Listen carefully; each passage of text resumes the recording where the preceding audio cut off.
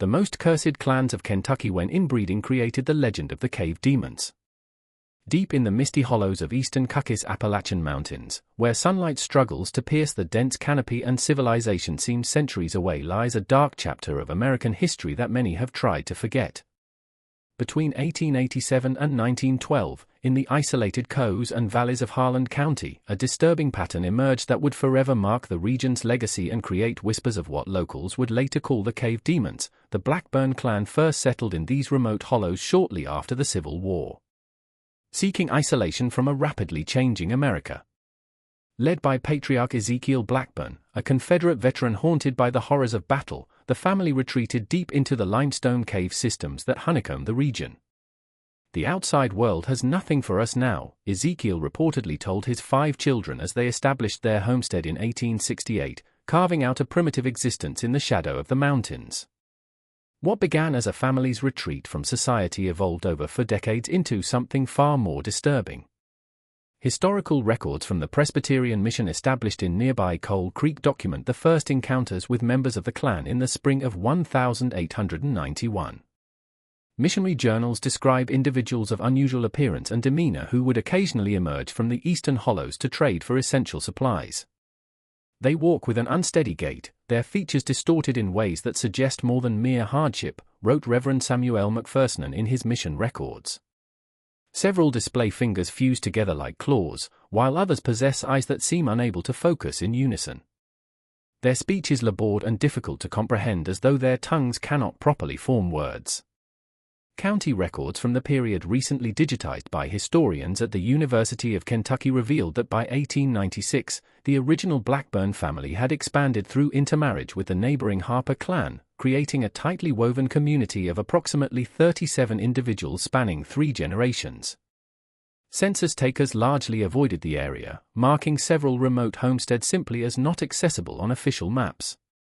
The first comprehensive documentation came in 1903 when Dr. William Evans, a physician with training from Edinburgh University, accompanied tax collectors into the region. His medical journal, preserved in the Kentucky Historical Society archives, contains detailed observations that modern geneticists have identified as classic manifestations of generational consanguinity. The younger members of these families display concerning physical characteristics, Dr. Evans wrote. Prominent among these are malformed facial features with jaws either severely underdeveloped or protruding beyond normal parameters. Many exhibit spinal deformities causing them to hunch forward, and several children appear to suffer from diminished mental capacity, unable to perform simple arithmetic or recite the alphabet despite being of school age. Most disturbing in Evans' account was his documentation of what he called the advanced cases, 3rd-generation members of the clan who rarely emerged from the deeper cave dwellings.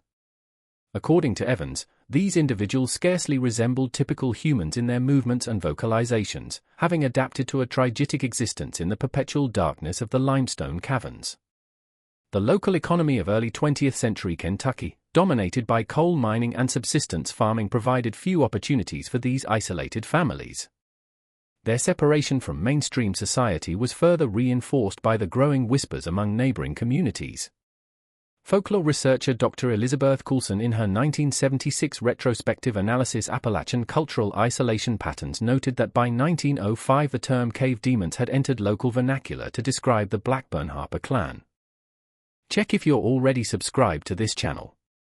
You won't find these hidden historical truths anywhere else. America's darkest family secrets are being revealed only here with scientific accuracy and unflinching honesty. The scientific understanding of what occurred in those Kentucky hollows has evolved significantly in the centuries since these events. Modern genetic research provides a clinical perspective on what contemporary observers could only describe in terms of physical appearance and behavior. Dr. Howard Garrison, geneticist at Johns Hopkins University, explains, when closely related individuals produce offspring, the risk of recessive genetic disorders increases dramatically. First cousin marriages increase the risk of congenital defects by approximately 1.7 to 2.8% above the population baseline with multiple generations of close intermarriage. These risks compound exponentially. The historical record suggests that by the 4th generation of the Blackburn Harper clan, which emerged around 1910, the genetic consequences had become catastrophic. County medical records from the Coal Creek Clinic document children born with polyacty extra fingers and toes. Severe intellectual disabilities and cranial malformations consistent with microaphil. The isolation of the Blackburn-Harper clan wasn't merely geographical. Cultural factors played equally important roles. The post-Civil War period in Appalachia saw widespread distrust of government institutions. For families like the Blackburns who had fought for the Confederacy, this suspicion ran especially deep. Historical context matters significantly when understanding how such communities formed and persisted. The late 19th century brought industrialization and rapid social change to America, leaving many traditional communities feeling threatened. In the case of the Blackburns, this retreat from modernity became literal, with each generation venturing less frequently into contact with outsiders. These families created self-sufficient microcosms, explains cultural anthropologist Dr. Margaret Wilson. They developed their own internal economies, social hierarchies, and even distinct dialects. Contemporary accounts describe the Blackburn-Harper clan speaking a form of English so altered that even other Kentucky Highlanders struggled to comprehend it. The geographical features of eastern Kentucky facilitated this extreme isolation. The labyrinth and cave systems of Harlan County extend for hundreds of miles, creating natural refuge inaccessible to outsiders unfamiliar with their twisting passages. Geological surveys from 1922 document that the area inhabited by the clan contained over 40 cave entrances, many leading to chambers capable of housing small groups. These caves provided not just shelter, but a means of evading any unwanted contact. Local law enforcement records from 1907 document a failed attempt to conduct a census of the area, with the county sheriff reporting that clan members vanished into the earth itself when officials approached their settlements. The clan subsistence patterns adapted to their unusual habitat. Agricultural records indicate they maintained small plots of corn and potatoes in the limited arable land, but increasingly relied on cave-adapted resources. They raised unique breeds of pale blind chickens in the cave chambers, hunted the abundant bat populations for protein, and cultivated fungi on the cave walls, practices documented by agricultural extension agent Thomas Wilson during a rare cooperative encounter in 1908. What modern science reveals most clearly is that the physical characteristics that so disturbed outside observers were predictable results of genetic inheritance patterns. The claw-like hands described in historical accounts align with extradactyly, a condition where the central digits are missing and the hand appears split. The distinctive gait mentioned repeatedly likely resulted from hip dysplasia, another condition that increases in frequency with consanguinity. Perhaps most significant was the adaptive behavior to cave living. Dr. Garrison notes human physiology can adapt remarkably to environmental pressures within just a few generations. The accounts of clan members who rarely emerged into daylight describe classic symptoms of trogmorphism, reduced pigmentation, enhanced hearing and smell, and visual sensitivity to light, adaptations we typically associate with cave-dwelling species. The Blackburn-Harper clan represents one of America's most extreme documented cases of genetic isolation, but it wasn't unique. Throughout Appalachia during this period, geographical isolation combined with cultural factors to create numerous genetic islands. What distinguished this particular community was the additional element of cave adaptation, creating a population that literally lived between two worlds. The surface society they had rejected and the subterranean realm they had embraced. By 1912, the reputation of the cave demons had spread throughout eastern Kentucky. Local newspapers, including the Harlan Daily Enterprise, established in 1901, began publishing sensationalized accounts of encounters with clan members. While much of this reporting was exaggerated, court records from the period confirm increasing tensions between the clan and surrounding communities.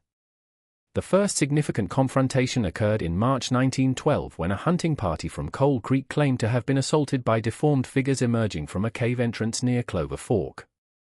Though no serious injuries were reported, the incident sparked a wave of fear through neighboring settlements. The Harlan County Sheriff's Office dispatched a six-man posy to investigate, resulting in the first official documentation of the clan's living conditions.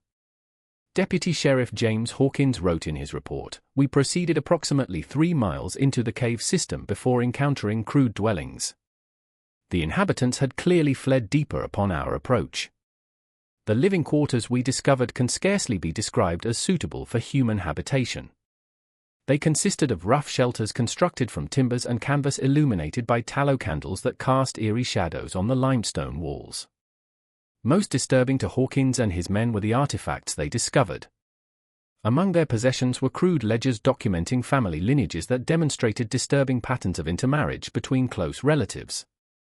Handwritten notes barely legible revealed a belief system that considered their isolation and intermarriage as a form of purification, repeatedly referencing keeping the bloodline unmixed and preserving what remains pure in this corrupted world. If you've ever wondered how isolated communities could descend into such genetic devastation, type "the bloodline tells all" in the comments. Your voice helps us continue uncovering America's hidden history.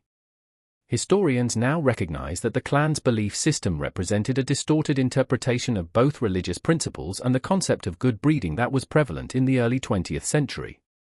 Dr. Wilson explains this period saw the rise of eugenics across America, with many states implementing sterilization laws for those deemed unfit. Ironically, while mainstream society was concerned with preventing the reproduction of those with disabilities, the Blackburn-Harper clan had developed their own inverse ideology, viewing their distinctive traits as markers of special status. The clan's isolation had created not just genetic consequences, but a completely alternative worldview. Documents recovered from the caves revealed that by the third generation, clan members believed that the physical manifestations of their inbreeding represented the emergence of a new kind of human adapted to life away from the corrupting influence of modern society. Theological elements became intertwined with this belief system. Fragments of biblical texts found in the caves show heavy annotation around passages relating to chosen peoples and separation from nations. Reverend McPherson, who made several attempts to minister to the clan, noted in his 1909 journal that they had developed a messianic ideology centered around Ezekiel Blackburn's youngest son, Isaiah, who reportedly exhibited the most extreme physical differences and rarely emerged from the deepest cave chambers. The most comprehensive contemporary account comes from school teacher Abigail Foster, who in 1911 encountered a young clan member named Sarah Harper at the edge of Coal Creek. Foster, trained in the progressive educational methods of the era, spent several weeks gaining Sarah's trust before being permitted to record her story. Sarah speaks of those who live in the deep places with a mixture of reverence and fear, Foster wrote. She describes rituals conducted in the largest cave chamber where family members with the most pronounced physical differences are treated as prophets. They apparently interpret the formations of stalactites as divine messages and have developed complex systems for reading meaning into the patterns of mineral deposits. Foster's account also provides insight into the clan's perception of outsiders. They believe that the outside world is experiencing a gradual decay and that only those who have retreated into the earth will survive what they call the coming cleansing. Sarah seemed genuinely confused when I explained basic concepts of modern medicine, repeatedly asking why outsiders would want to corrupt the bloodline with weakness. This alternative cosmology developed in isolation and reinforced by observable physical differences between clan members and outsiders created a self-perpetuating cycle. Each generation became more committed to the practice of consanguinity, viewing the resulting conditions not as disabilities but as evolutionary adaptations to their chosen lifestyle. Dr. Thomas Richards, historian at the University of Kentucky, notes, "What we see in the Blackburn-Harper case is how quickly human communities can develop entirely different interpretations of reality when isolated from mainstream knowledge within just 3 generations. They had created a complete inversion of values regarding genetic health, reframing what medical science would classify as disabilities as spiritual gifts." The turning point for the Blackburn-Harper clan came in October 1912 following an unusually dry summer that affected their cave water supply. Forced to venture further from their traditional territories to access water sources. Clan members had increasing encounters with local mining operations that had expanded into the region. County records document a confrontation at a Kentucky River Coal Company mining camp on October 7, 1912, when several clan members attempted to access a spring that had been incorporated into the mine's water system. The mine foreman's report describes confronting individuals of such unusual appearance that several workers fled the scene, believing them to be something other than human. This incident triggered the involvement of state authorities. On October 15, 1912, Kentucky Governor James McCreary authorized a joint operation between state police and public health officials to investigate the situation. The resulting expedition, led by Dr. Arthur Childress of the State Board of Health, represented the first comprehensive outside intervention into the clan's isolated world. The expedition's findings, documented in over 60 pages of reports now housed in the Kentucky State Archives, paint a disturbing picture of the conditions they encountered. Dr. Childress wrote, "We proceeded approximately 5 miles into the cave system, documenting evidence of habitation throughout. The further we ventured, the more primitive the living conditions became. In the deepest chambers, we encountered individuals who appeared to have never been exposed to daylight, their skin almost translucent and their eyes seemingly adapted to the perpetual darkness. The medical examinations conducted during this intervention revealed the full extent of the genetic consequences. Of the 42 clan members documented, 27 exhibited significant physical anomalies consistent with recessive genetic disorders. 14 were classified as having severe intellectual impairments, while 19 displayed skeletal deformities that limited mobility. Perhaps most concerning were the 9 youngest children, all of whom exhibited multiple conditions, including congenital heart defects, vision abnormalities, and neurological symptoms. The state's intervention faced significant challenges. Many clan members fled deeper into unexplored cave sections, while others actively resisted removal.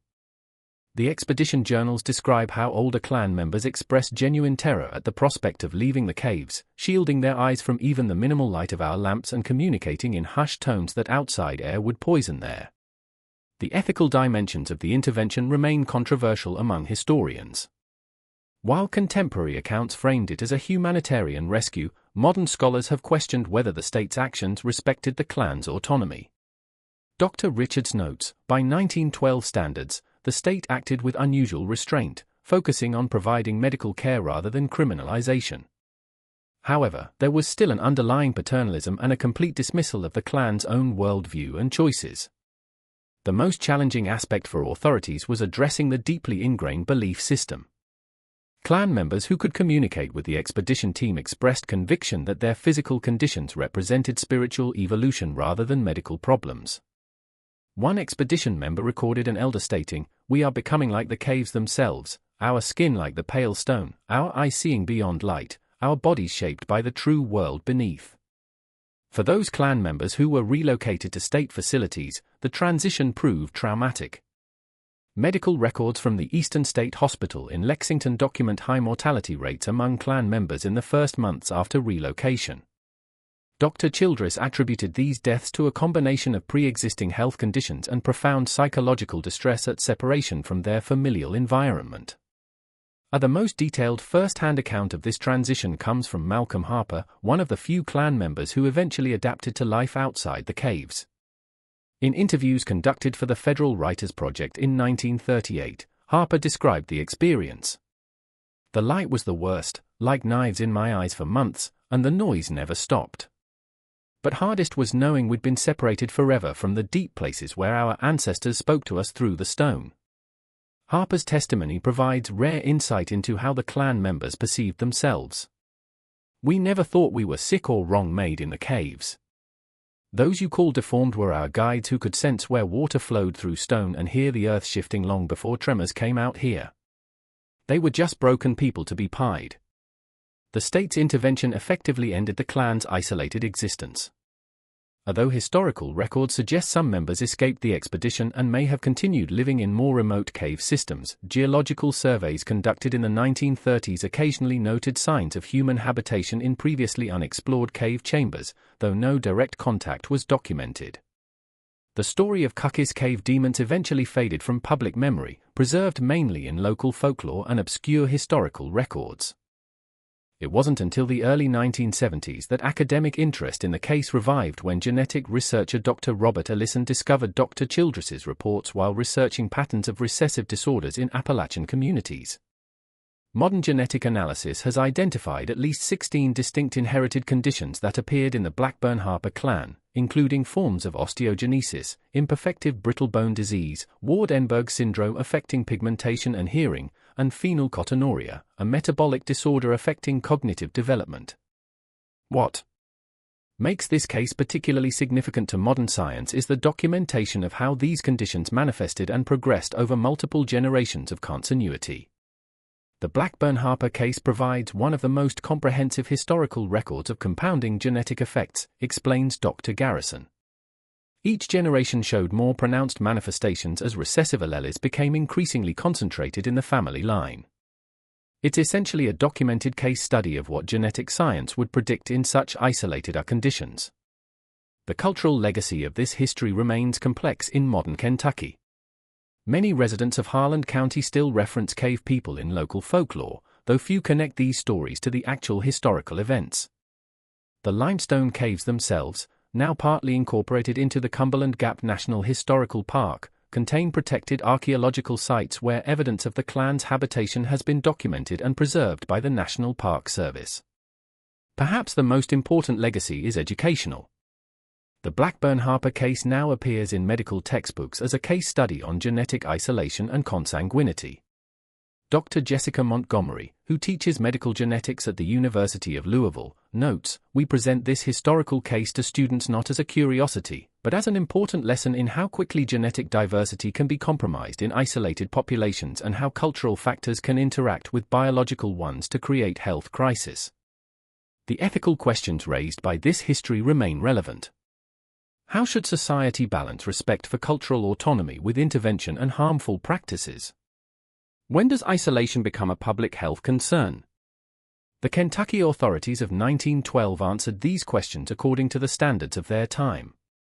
But modern ethicists continue to debate whether different approaches might have been possible. What remains undisputed is that the consequences of consanguinity over multiple generations created profound suffering. Medical records from those clan members who received treatment document chronic pain, developmental disabilities, and shortened lifespans. The average life expectancy among relocated clan members was just 32 years, with many of the children documented in 1912 not surviving to adulthood. The physical conditions that once caused fear and superstition among neighboring communities are now understood through the clear lens of genetic science. The claw-like hands described in historical accounts reflected synendactyly and ectrodactyly. The distinctive facial features resulted from various forms of craniofacial dysostosis. The sensitivity to light that kept many clan members in the deepest cave chambers represented ocular albinism and related conditions affecting the retina. Perhaps most poignantly, the cognitive disabilities that led outsiders to view many clan members as less than human are now recognized as predictable manifestations of recessive genetic disorders affecting neurological development. Conditions that today are often manageable with appropriate medical care and support. The limestone caves that once sheltered the clan still win beneath the Appalachian Mountains. Their darkness now studied by geologists and speleologists rather than inhabited by isolated families. Yet, the human story that unfolded within those passages offers profound insights into our nature as both biological and cultural beings, how isolation shapes communities, how beliefs can reframe disability, and how quickly human groups can diverge when separated from shared knowledge. If you've watched until this point, it's because you appreciate the depth and honesty of our historical investigations. Leave a comment saying, "I watched until the end," so I can get to know you and understand who truly appreciates the stories on this channel. Don't forget to subscribe for more hidden American histories. Give this video a thumbs up if you found it informative and share it with others who appreciate learning about the complex realities of our past that textbooks often overlook. The most cursed clans of Kentucky may have disappeared into history, but the scientific and ethical questions they raise continue to resonate. Their story reminds us that human communities are fragile systems, requiring the balance of new genetic material and fresh ideas to thrive. And that isolation, whether geographical or ideological, carries costs that compound with each passing generation.